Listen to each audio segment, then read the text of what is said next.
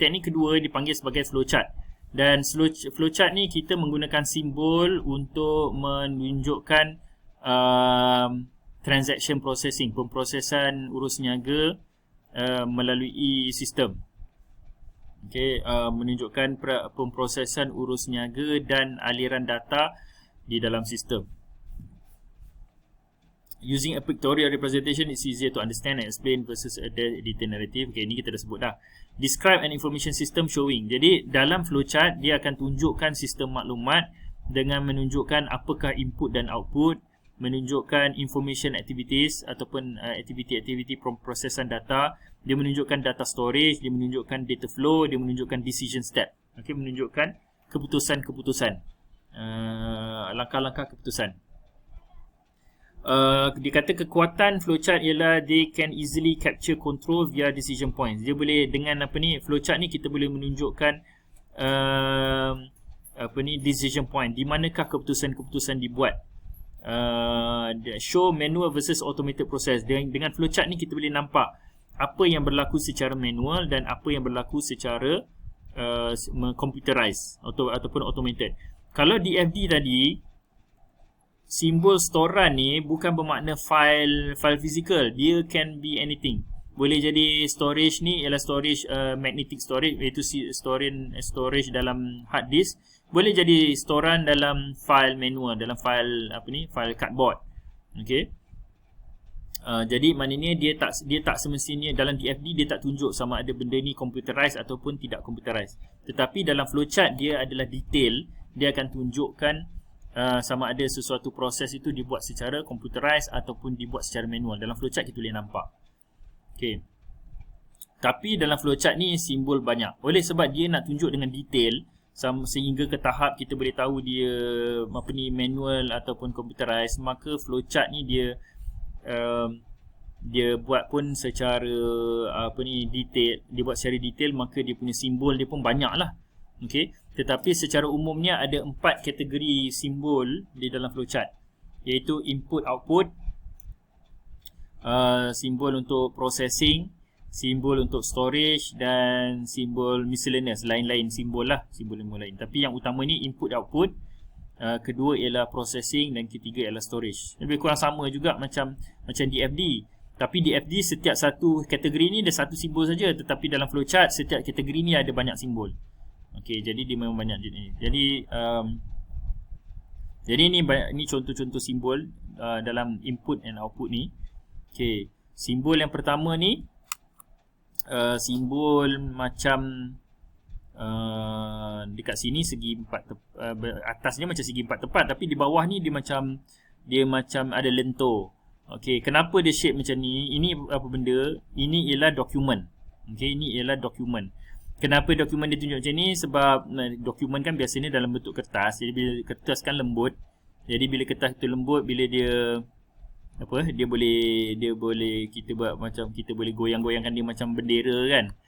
Jadi sebab itu dia nampak macam dia ada lentur tu lah. Sebab dia lembut. Okey. So ini ialah dokumen.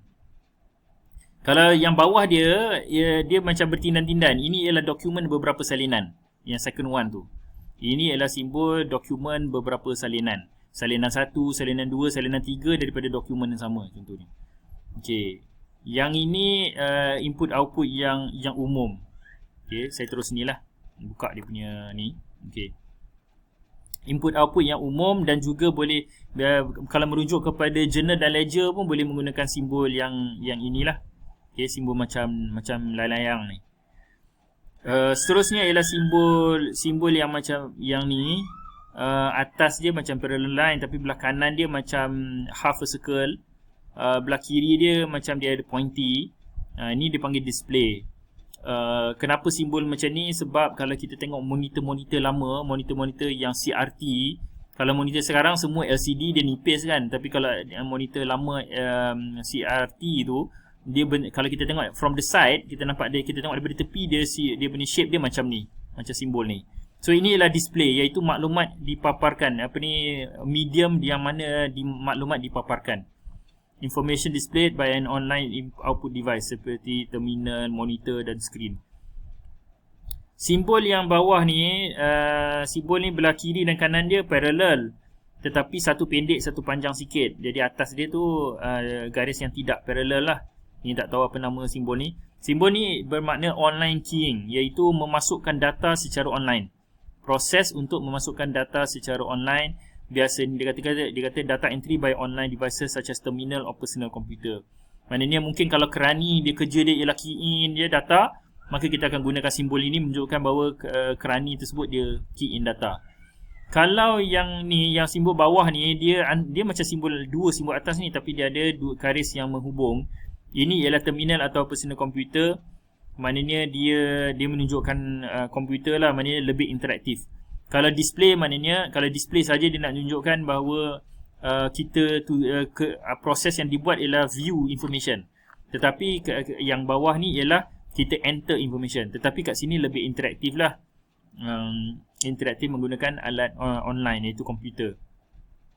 Kalau yang bawah ni, belah kiri dan kanan dia parallel line, atasnya straight line, bawahnya macam lentur macam ni. Ini tak sama macam atas ni dokumen, tapi bawah ni ialah dipanggil transmittal tape.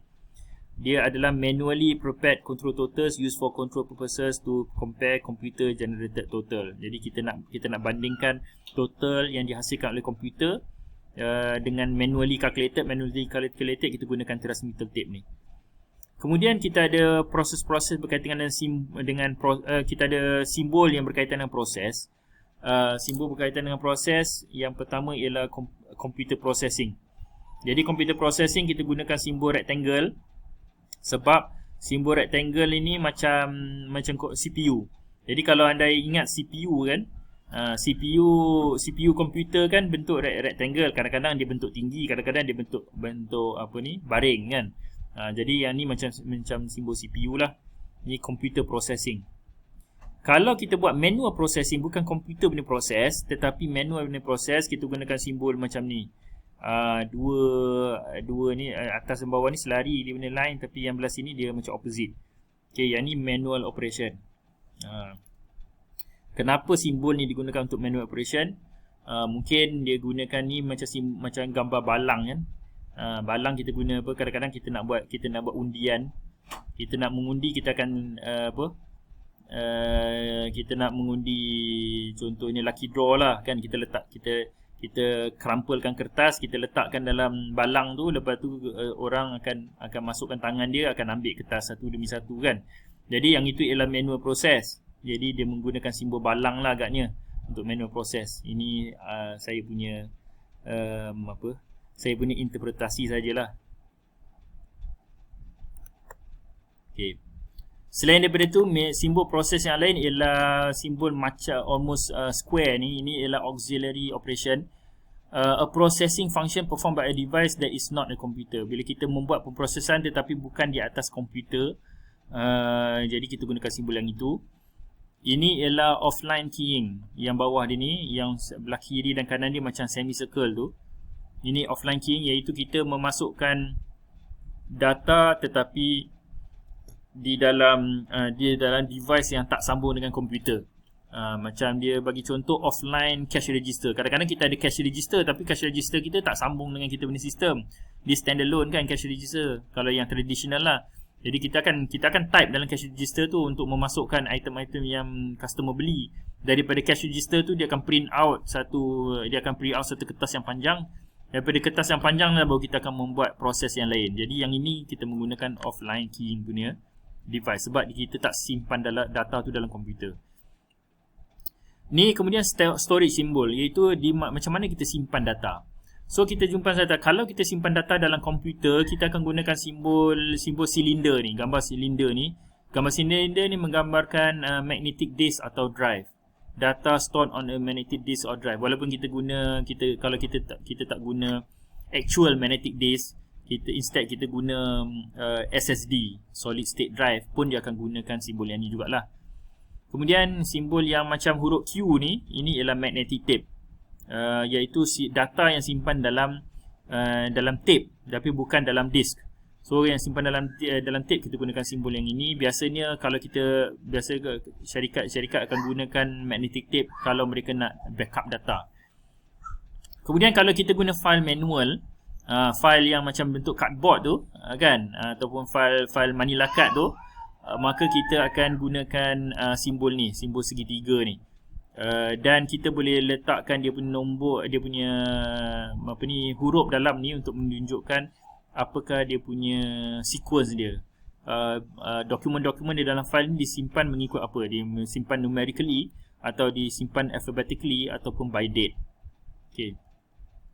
Kemudian lain-lain simbol, simbol seterusnya ialah simbol berkaitan dengan flow. Okey, berkaitan dengan flow. Kalau simbol satu garis lurus yang solid ni dipanggil document or processing flow. Simbol dash dash dash ni ialah data or information flow, iaitu pergerakan data. Maknanya bukan dokumen bergerak, tetapi maklumat diambil daripada dokumen dan dipindahkan ke dalam dokumen lain. Okey, jadi yang itu kita gunakan arrow yang dash dash. Tapi kalau dokumen tu bergerak daripada satu pihak ke satu pihak, kita gunakan solid line, solid arrow. Kalau dia guna zigzag macam ni, Z macam huruf Z ni, ini ialah communication link. Kalau kita sampaikan data melalui email contohnya. Okay, bila kita sampaikan data melalui email ataupun secara elektronik, kita sampaikan data, itu kita akan gunakan simbol zigzag. Kenapa zigzag?